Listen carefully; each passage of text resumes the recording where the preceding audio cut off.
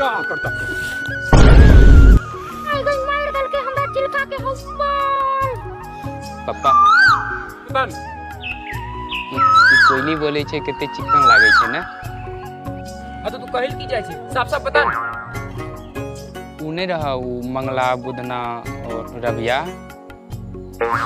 हाँ तो की बोले ओकरा सबको कुछ नहीं ओकर बियाह भए गेल। तो तू कर भी की तोरो कराई दियो। हाँ कमौनी ने खटौनी बियाह करता।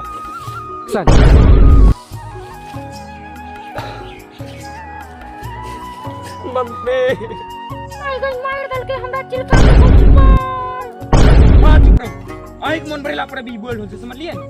समझे छी की कह रहल छे सर समझे छिए। वीडियो देखने के लिए बहुत बहुत धन्यवाद आप लोग को। अगर वीडियो अच्छा लगा हो तो लाइक कीजिए और दोस्तों के पास शेयर कीजिए और कमेंट में ज़रूर बताएं कि कैसा लगा आपको वीडियो। तो हाँ चलते हैं मिलते हैं नेक्स्ट वीडियो में, तब तक के लिए बाय। और हाँ ध्यान रखें कि कोई भी पिता अपना बच्चा का इस तरह ना मारे कि सिर ही फाड़ दें। तो चलते हैं, लव यू बाय, तब तक के लिए ध्यान रखें।